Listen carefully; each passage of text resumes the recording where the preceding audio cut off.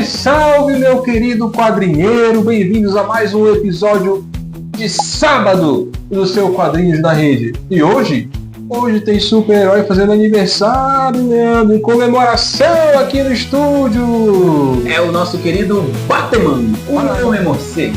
Parabéns, Bruce Wayne, meu querido. E hoje o programa é especial, comemorando o aniversário do Homem Morcego e a volta do filme clássico do Tim Burton de 1989 nos cinemas. E vamos fazer um review desse filme, que divide opiniões, mas no mínimo, é nostálgico. É clássico, mas tudo isso só depois da vinheta. Solta a vinheta, Alfred! Meu querido amigo, meu querido bate-amigo Leandro Conceição, você aí de casa deve estar se perguntando por quê? Porque hoje vocês estão fazendo a resenha de um filme com mais de 30 anos. O meu amigo Leandro Conceição vai explicar para vocês. Meus queridos amigos, recentemente o Batman fez aniversário e por iniciativa disso, os filmes mais populares do cara estão no cinema. A gente está aí se você olhar no seu aplicativo de cinema, o Batman de 1989 do Tim Burton, que é esse que a gente vai fazer a resenha, mas também o Batman do Matt Reeves, nosso querido Robert Pattinson, também voltou o cartaz aí pra galera ter oportunidade de comemorar com o Batman no cinema essas maravilhosas adaptações. E como o filme do Matt Reeves ainda está um pouco fresco na nossa cabeça, a gente desenterrou tal qual o Deadpool desenterra o defunto Logan, nós desenterramos um clássico para debater aqui hoje, né? O primogênito da leva dos filmes modernos de super-heróis, o referido Batman de 1989. Você falou desenterrar, tirar lá do fundo para rever, meu amigo. Eu creio, vou confessar aqui, meu amigo, que tem mais ou menos uns 10 anos que eu não vejo esse filme. Eu não vi esse filme, porque eu assisti. Eu vi naquele embalo de apresentando para meus filhos, quando estavam mais jovenzinho. Vimos esse filme, mas fazia um tempão. E apesar de ser um filme que eu já adianto que eu gosto muito, muitas coisas eu percebeu ali, né? Uma diferença. Tem um novo julgamento agora, que a gente vai entrar aqui nessa conversa. A gente vai resenhar aqui, né? Doa quem doer, será julgado esse filme do Batman, como qualquer outro filme que vamos debater aqui. Porém, eu concordo contigo, olha, o filme foi lançado em 89. Eu sou rigorosamente dos anos 90, eu nasci nos anos 1990. Então há de convir que eu não tenho como, na época, ser um telespectador, ter ido ao cinema. Porém, uma coisa eu recordo, né? Eu recordo que no lançamento do Batman Returns, que é a sequência, os meus pais levaram o VHS desse primeiro filme do Batman de 89 para casa. E, cara, aí foi uma revelação. Foi, cara, é possível, esses caras existem, isso tudo que eu via nos quadrinhos existe de verdade. Por incrível que pareça também, Dexter, apesar de eu ter nascido nos anos 80, eu também não tinha idade ainda para ver o Batman de 89 no cinema. Obviamente, pasmem, pessoas de hoje, pessoas modernas, jovens, eu assisti na nossa popular tela quente na Rede Globo. Que saudade do Plim. E esses filmes do Batman, tanto esses primeiros do Tim Burton quanto depois do Joel Schumacher, eram filmes que sempre, ou na tela quente ou na tela de sucessos, estavam marcando presença. Mas hoje a gente vai falar aqui do primeiro filme, e assim, né, embora a gente não tenha nascido ainda nessa época, fazendo uma pesquisa para gravar esse vídeo, eu ouvindo de colegas mais velhos, né, nós trabalhamos em locadora durante muitos anos, frequentamos banca de revista, o Reduto Nerd, nós sempre frequentamos o Reduto Nerd. A gente sempre ouviu falar que nos anos 80, na época de estreia, no finalzinho dos anos 80, o mundo parou e viveu uma Batmania. Uma verdadeira Batmania. Eu tenho alguns amigos que são mais velhos e que me relataram que foi realmente uma febre. Uma coisa foi um fenômeno. Um fenômeno principalmente porque era a primeira vez, não é tão justo dizer a primeira vez, porque houve a adaptação de 1978 do Superman, mas passou muito tempo para o mercado, para a indústria fazer uma nova tentativa. Essa nova tentativa é altamente compreensível, porque embora os dois primeiros filmes do Superman tenham sido um sucesso arrebatador de bilheteria e de crítica, os dois últimos, né, não foram lá grande coisa. Então isso meio que queimou os filmes de super-herói. Então quando a Warner decidiu fazer um filme do Batman, muita gente olhou torto, por vários fatores. Esse do fracasso do Superman, olha só, esqueçam isso, esse mercado, esse cenário que a gente vive hoje, povoado de filmes de super-heróis, esqueçam. Isso é coisa moderna. Isso é anos 2000 para cá. Em 89 não se falava disso. Era um outro contexto. Era outro cenário. Outro contexto, então, outro quando cenário. a gente chegava, a gente não estava lá, mas quando alguém chegava e falava Batman, a pessoa imediatamente lembrava daquela série. Tem gente que gosta, né? Mas aquela série tosca dos anos 60, 70, e que nessa época, a própria DC Comics, nessa época eu digo assim, 89, a própria DC estava tentando se afastar dessa imagem mais galhofa do Batman, convocando grandes nomes dos quadrinhos para revitalizar esse personagem, para tentar emplacar essa venda também nos cinemas. Mas o grande público, né, o público nerd, como nós sempre acompanhamos os quadrinhos, o grande público, o público geral, o público civil, como gostamos de falar, falou Batman, lembrou do Adam West. Verdade. Santa galhofa, mesmo. É verdade. Santa galhofa. E daí, pessoas, é isso que a gente está falando do contexto da época. Tem essa questão dos últimos filmes do Superman terem dado essa, digamos assim, flopada, mas justamente essa questão da série, ela foi tão marcante, ela foi tão importante nos Estados Unidos e ela foi por muitos anos um impeditivo desse filme do Batman ter saído. O produtor que detinha os direitos do personagem, junto com o autor, diga-se de passagem, com Bob Kane, né? Na época, ele tinha prometido que ia levar o Batman para o cinema. Ele prometeu para o próprio Bob Kane de forma muito mais fiel aos quadrinhos do que a série. Só que quando chegava uns estúdios, ele foi oferecido para vários estúdios, todo mundo fica, não, cara, não dá, não tem como fazer. Não tem como fazer. Diretores recusaram justamente por isso. Como é que eu vou desassociar, fazer isso que tu quer? O sucesso da cultura pop. Exatamente, porque era o sucesso. O problema era esse. Quando ele apresentava o roteiro, apresentava a proposta desse personagem sombrio, o pessoal dizia, não, mas não é isso. As pessoas não vão identificar. Não vai fazer sucesso, porque é totalmente diferente vai ser, entendeu? Então, esse filme, a estreia dele, já foi uma quebra de tabu, uma mudança de paradigma, de renovação desse personagem no mercado. Eu fico me perguntando se talvez a contratação, a escalação do Tim Burton, que até então era um diretor, claro que tinha algumas coisas mais sombrias, como o Frank Miller, na Disney, que ele curta, mas era um diretor, tipo, o sucesso que ele tinha feito com o Bruce Willis. Também com Michael Keaton, que embora tenha um ar mais sombrio, é um filme de comédia. Então, não sei se a escalação do Tim Burton, embora tenha uma visão mais gótica de Gotham, foi para tentar acalmar os ânimos do estúdio, né? Com essa questão da comédia, da ação. Só que até essa contratação do diretor, a contratação do personagem principal, que era o Batman / Bruce Wayne, pelo Michael Keaton, essas duas contratações foram muito taxativas. Os nerds não gostaram. Verdade. Vocês viram quando contrataram o Robert Pattinson? A mesma desconfiança que ele sofreu, Tim Burton e Michael Keaton sofreram. O projeto só foi ganhar um ar de seriedade quando um nome muito importante se juntou no elenco, Leandro Conceição. E quem foi, meu querido? É um cara, é o personagem e o próprio cara que merecia um programa próprio. Diga aí, meu Deus. Nosso querido, que já era muito famoso. Já era muito. Acho que já tinha ganhado o Oscar no Stranger Things. Não sei se tinha o Oscar, mas já tinha feito isso. Já estava. Jack Nicholson. Já tinha feito Iluminado, que é o nosso querido Jack Nicholson. Em alguns episódios atrás, nós falamos aqui de filmes dedicados a super-vilões. E assim, embora tenha Batman no título, esse filme, inevitavelmente, acabou sendo protagonizado pelo Coringa, nosso amigo Jack Nicholson. Quando nós estávamos revendo o filme, eu confesso, assim, quando eu era criança, eu já falei que eu adorava esse filme. Tá aqui o Batmóvel, que não é da época, mas quando eu vi na loja, eu falei, cara, eu vou comprar. Porque, poxa, é uma memória afetiva que eu tenho. Mas eu percebi isso bem nessa última vez agora. O filme só fica bom, não sei se tu percebeste isso, quando ele se transforma, cara. Quando é o Coringa, não é mais o Jack Knight. E é justamente... Quando é o Coringa, aí que o filme dá uma... É justamente, Deco, é justamente isso que eu te falei. Vi com outros olhos, porque, assim, eu gostava desse filme, mas eu não, gosto desse filme, certo? Mas lá de eu gosto desse filme, mas é uma visão diferente. Exatamente. Na época, as lembranças que eu tinha, eu ficava meio que chateado. Cara, por que todo esse eu quero Batman? Eu quero o Batman, eu queria mais protagonismo do Batman.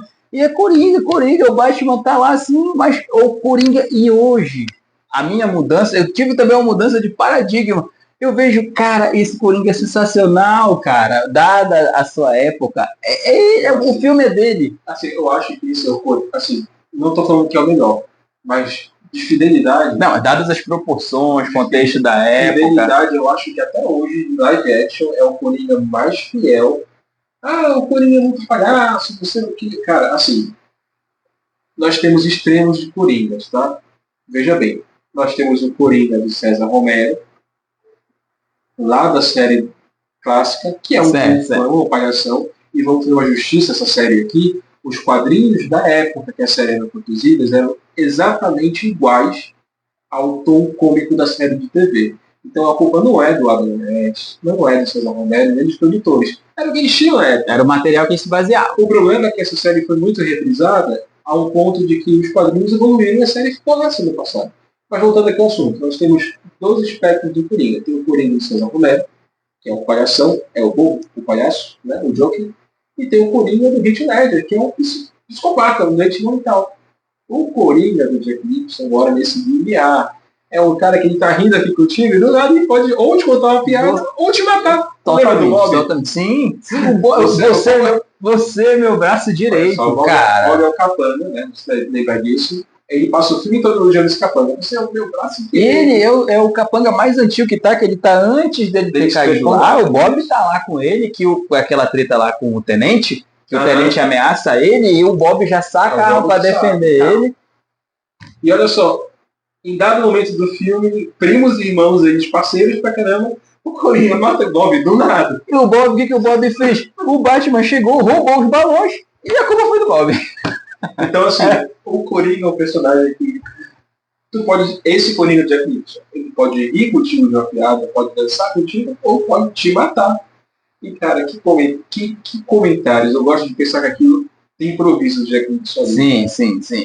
Isso com certeza. O Jack Nicholson, você sabe, tem uma curiosidade que ele tinha um nível de importância tão grande, era tão famoso, que aquela cena final da catedral não tinha no roteiro. Não tinha, não? Não tinha no roteiro.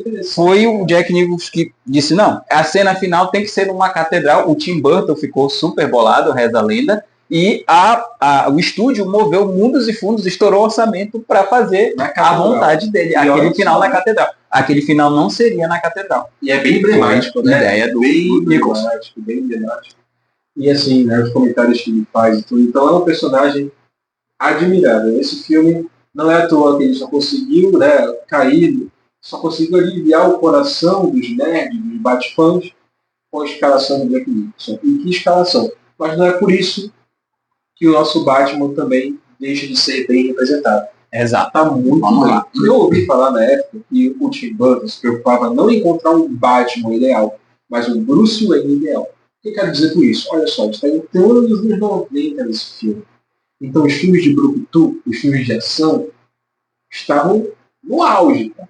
Então o povo esperava meio que o Batman fosse igual como foi o He-Man, que foi escalado do Florida. Né? Eles queriam um Stallone, um Schwarzenegger, alguma coisa assim. Mas não, o Tim Burton contratou um ator extremamente franzino, baixinho, para ser o Bruce Wayne, que o Bruce Wayne é um galã, né? É um galã que deixa todas as mulheres de Gotham malucas.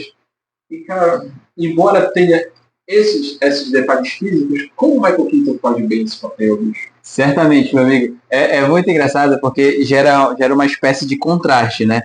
Ele tem todo o background do Batman, do Bruce Wayne. Você sabe, o Batman é tão famoso, tão popular. Sabe que o Bruce Wayne é aquele playboyzão, é aquele galã, é aquele... Se você assistir a série animada, na série animada que eu revi recentemente, tem um leilão para almoçar com o melhor partido de Gotham. É o Bruce Wayne. E o filme não, né?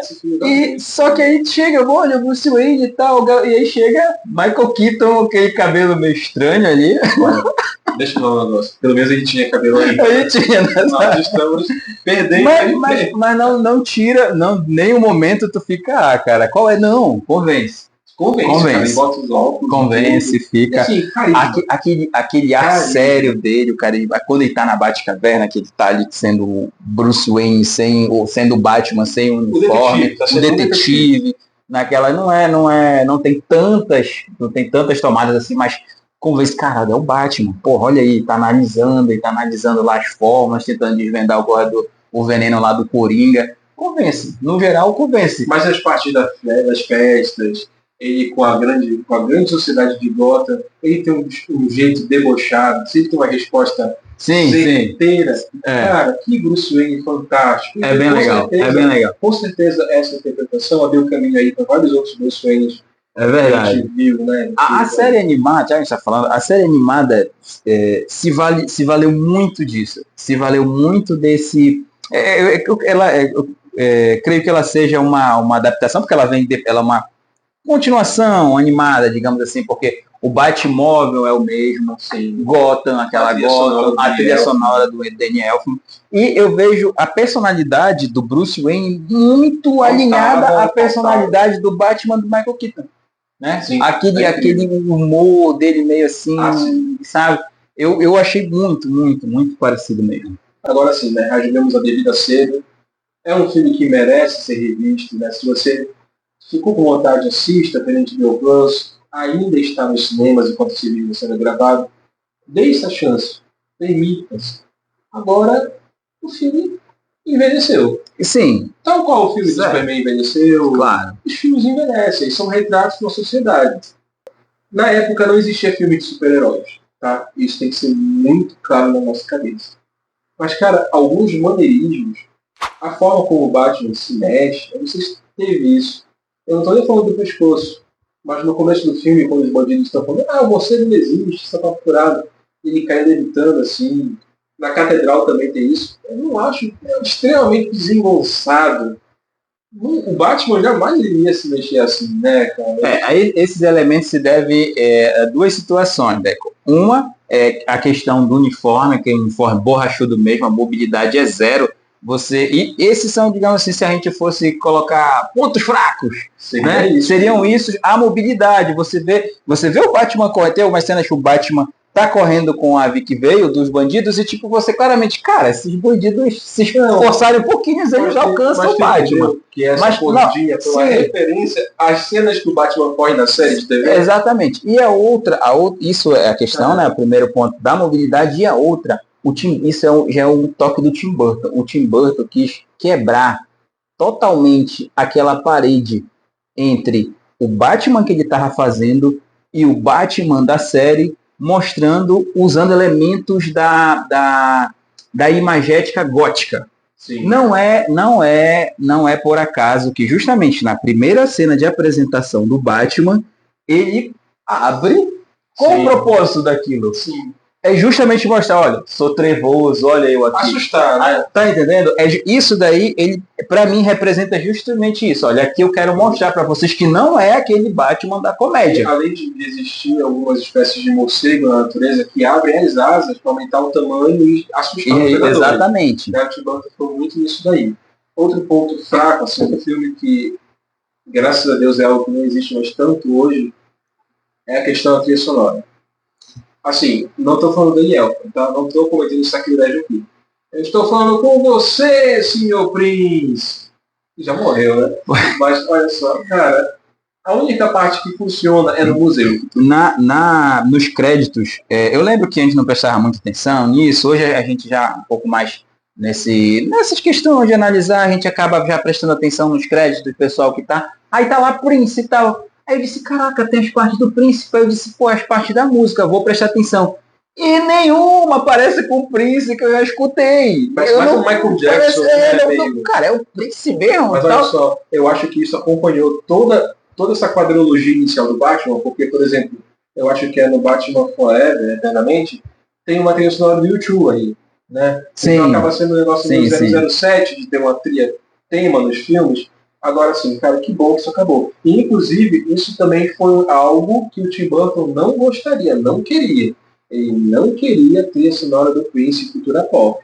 Isso é algo que o estúdio pediu, porque, enfim, esse filme estava desacreditado e o Prince estava em ascensão, É verdade. Então chamar mais um nome estelar, né, para fazer a trilha sonora. Pro filme, para tentar validar o filme, vender mais o filme, são coisas que, tipo, acontecem quando um filme desse nós tem, quando hoje a gente vê, pô, foi sucesso, arrebentou, mas a gente fazendo não sabia, não dá para saber. Então, quanto mais personalidades, né, em ascensão, que o público gostava, se juntassem para, digamos assim, validar o filme, para os estúdios, para os investidores, gera uma certa segurança. Vamos falar uma coisa que tem que ser dita aqui, cara. Se o uniforme bom do Batman, né? Bacana. Assim, tem aqui o esforço do Lin, mas eu acho que, tipo, visualmente falando, é o meu uniforme favorito. Fidelidade. É o meu uniforme favorito. Tem um... Ele é escuro, com a elipse com o selo amarelo aparecendo. Cara, muito legal. O escudo e o cinto que são amarelo, né? O escudo e o cinto, aquilo dá um contraste assim, muito bacana. No filme do Flash, o Alpha no filme do Flash, eu acho que não é assim. Eu também não. Aí minhas cenas favoritas são o Batman do Michael Keaton. E falando nisso, esse filme deixou um grande legado aí, né? Um legado enorme. A gente pode ver, a gente pode fazer uma lista de algum deles. E eu não tinha, como a gente falou agora, porque eu não tinha assistido esse filme há muito tempo. Mas, cara, vamos dar o crédito pro Christopher Nolan. Só que, até no Cavaleiro das Trevas, tem muita coisa desse filme do Batman. Vou te dar alguns exemplos. Tu reparaste quantas figurinhas diferentes o Coringa usa nesse filme? Tem o Coringa Limp, tem o Coringa Gangster, tem o Coringa Pintor. Eu acho muito legal essa dinâmica. E no Cavaleiro das Trevas, tem o Coringa primeiro, tem o Coringa inicial, tem o Coringa palhaço. São assim, são... E ambos os filmes, né, são do Coringa. O Batman, então, coadjuvante. Apesar de a gente saber que isso é uma estratégia para vender brinquedo, action figure, mas é bacana, é um legal, de fato. Eu vou te falar, essa faceta do Coringa, né? É bacana, é muito bom, cara. Essa trilha sonora do Daniel, ela tá no filme do Batman. Sim. Ela tá na série animada. Sim, o Daniel na série de série é um tema bem parecido, muito legal, cara. Muito legal. E além disso, tem quem odeia, né? Mas o filme da Liga da Justiça, de 2017, os cinemas, o Joss Whedon, quando o Batman aparece em Gotham, não é o cena do filme. Quando o Batman aparece em Gotham, o comissário Gordon olha pra cima e o Batman tá na caixa dela, toca essa trilha sonora do Batman. Então, assim como tem o tema do Superman de John Williams, que tá eternizado ali, esse filme também deixou como legado. É verdade. Aqui esse nome. É verdade. Isso ainda não é Batman. Não é uma a trilha do Daniel não é tão marcante, não se consagrou tanto no imaginário como o John Williams Superman, mas deixa eu ter uma trilha, é a definitiva seria essa. E assim, né, qual é o cenário do Batman dos quadrinhos? Esse filme foi feito. Vamos lá, a gente está em 1989, né? O que era que estava rolando? A gente teve o ano de 1986. Em 1986, a gente tem simplesmente a grande virada que a gente sempre fala das obras quadrinísticas. Nosso querido Alan Moore, tentando eliminar o gênero de super-heróis, fazendo a obra máxima dele, Watchmen, né? Que ele quer a derrocada do super-herói. Em vez dele fazer isso, o que ele faz? Ele exatamente. Ele ressignifica o super-herói. Ele fez um quadrinho para mostrar, olha, os super-heróis não são tudo isso que vocês pensam, é isso, só que ele pensou uma coisa e aconteceu outra. E a partir daí, todos os super-heróis começaram a vir e o Batman não passa indiferente a isso. Não passa incólume a isso. E aí, nesse período, nesse mesmo ano, a gente vai ter do nosso querido Frank Miller, o Cavaleiro das Trevas, no ano de 1986, a obra máxima do Batman, né? É aquele Batman lá, porradeiro, né? No aquele futuro lá desse universo que o Superman distópico. Futuro distópico, o Superman lá é o servo lá do governo veio, né? Tinha toda essa situação. E logo na sequência tem essa outra obra aqui, que é também do Alan Moore, que é o Piada Mortal, que é um negócio pesadíssimo. Reza a lenda, meus amigos, que nosso querido Tim Burton, das coisas que ele leu de fato do Batman, ele leu Piada Mortal e o Cavaleiro das Trevas, e isso serviu de inspiração para esse Batman dele. Tanto que de o que é lenda, a gente não tem a população, né? O pessoal fala. Mas a gente tem o Batman que não mata? Não. O Batman mata. O Batman mata. O que ele fala pro Coringa? Eu vim vingar a morte do meu pai. Eles tem uma curiosidade. Batman tá. Mas aí a trilogia do Batman para do Coringa, né? Exato. O Coringa acha que o Batman criou ele, mas na verdade o Coringa criou o Batman. Nesse filme específico, o Coringa, Jack Knight, é o assassino dos pais do Batman ao invés do Johnny Chill, né? E falando dessa questão do assassinato, como o filme engana a gente no começo, né? Totalmente. Eu tava achando que aquele casal que aparece seria a origem. Seria já a origem, não. É o que você tá falando. Então, é um filme que meio que nunca, né? É pedagógico para explicar como o Batman atua e quais são os traumas que é apresentado bem no finalzinho do filme. Exato. Então é um filme bem introdutório mesmo, né? É interessante, Débora, que justamente essa questão da origem do Batman, ela já vai ser mostrada de verdade no terceiro ato. Se não falei. No final, no terceiro ato lá que não olhar aí que Coringa fala aquela frase lá, que ele diz que ele fala para todo mundo, todas as minhas vidas, mas eu falo essa frase. Mas ele não falou. Ele só falou o Bruce naquela hora, mas quando ele matou o chefe dele, não falou. Quando tirou o Tered, ele não falou. Não falou pro Bob, mas enfim, mas ficou essa situação. E o Bruce lembra desse cara, que droga, né? E aí o que acontece? O Bruce fica, né? Eu lembro que quando estreou o filme do Cavaleiro das Trevas, eu lembro que quando estreou o filme com o Bené, que é o Batman da Superman, o pessoal ficou assim, esse Batman voltou para lutar, o Batman não mata. Meu amigo, o Batman lá tem muito, mas no Batman Retorno, né? O Batmóvel sai umas lâminas aqui das coisas e passa pelo meio dos capanga. Então, pessoal, o Batman mata. E assim, a gente não é muito daquela frase, né? Batman. Pelo Christian Bale. Mas o que tu fala? Também fala. A icônica frase, eu sou Batman. Então, assim, é o que eu sou Batman. Ele vitalizou, em certo ponto, o time de super-herói, mas também graças a ele, as sequências de gênero enterraram novamente. Só que assim, nós estamos em 2024, discutindo o filme de 1979. Então tem que respeitar. É verdade. E até hoje, tem cenas muito referenciadas. A gente está falando de legada do Batman. Cara, como é que eu esqueci, por exemplo, o Burn? Que é um filme do Michael Keaton, que é totalmente inspirado na experiência que ele teve com o Batman. Exato. Porque depois desse papel, depois que ele viveu o Bruce Wayne, ele meio que foi, sabe, Hollywood, né? Totalmente estigmatizado. É justamente a história do personagem dele em Birdman também. A cena do Batman, que é a nave subindo até a lua e descendo, isso é referenciado em vários outros filmes, desde Toy Jerry filme até, sei lá, o The Flash também e tudo mais. Então é um filme que deixou um legado muito grande aí para nossa querida e amada cultura pop. Exatamente. Não vamos renegar nossas origens, galera. Se a gente chegou a esse ponto de maturidade, esse estabelecido do Nolan, não sei o que, passou por isso antes, teve que passar. O Batman teve que passar. Teve que existir o Batman do Tim Burton. O Batman que usa a armadura e tanquinho. Não vira o pescoço. E felizmente, na verdade, então essa aí para nossa desenho de hoje. Aniversariante, parabéns, Batman. Parabéns, Batman. E vamos fazer aqui uma aposta. Se vocês gostarem, aceitarem, a gente se propõe a assistir o Batman Retorno e comentar aqui. Fazer a vontade toda. Não vamos comprometer a assistir do Josh Schumacher, tá? Qual é, cara? Bora ver, sem preconceito. Bora. Esse se o Batman de Burton tinha 10 anos que eu não vejo, ele, cara, até tem uns 15 que eu não vejo. Tem muito tempo. Eu consigo reconhecer, por exemplo, o Luciano Filho, né, bastante, que é o Batman, né? O Batman. Eu vi bastante esse filme. Eu consigo reconhecer o DNA do Tim Burton nesse filme também.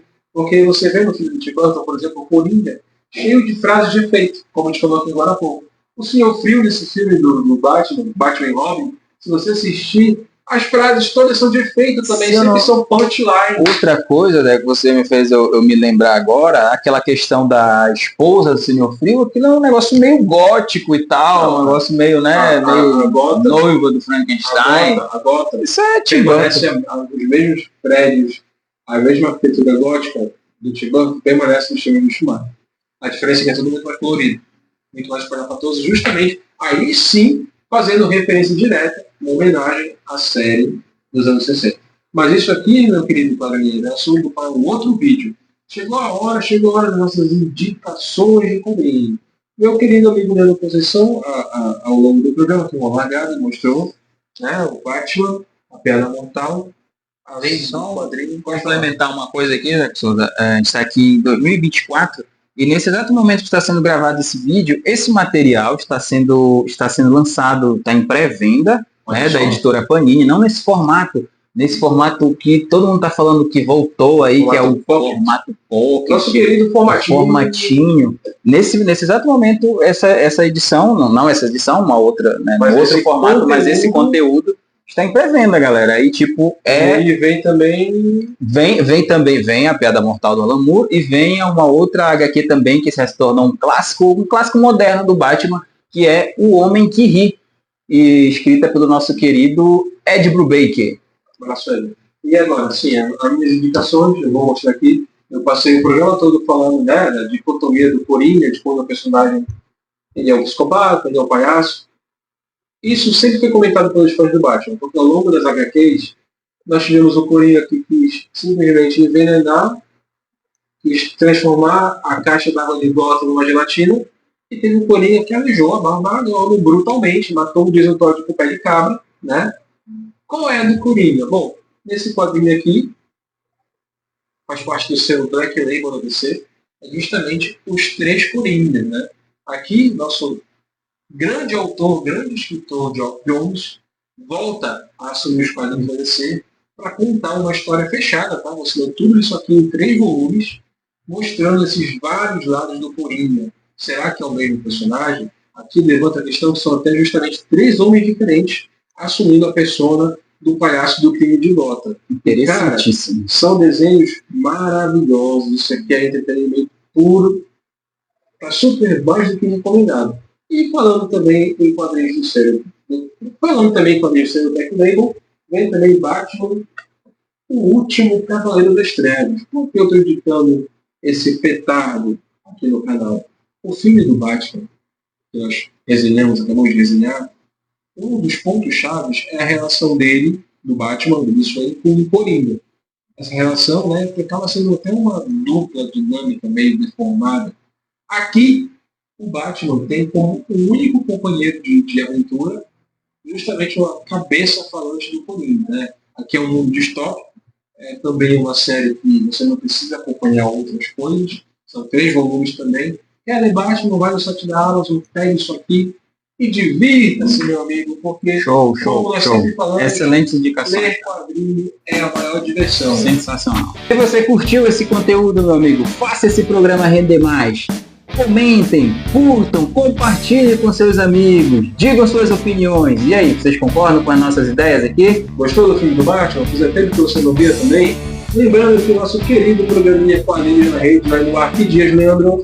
Dia de terça, quinta e sábado, meu querido. Mais conhecido como hoje, né? Hoje. E também estamos no Instagram, segue a gente aqui, @Quadrinhos na Rede Oficial, todos os dias notícias, curiosidades e muita polêmica sobre a cultura pop.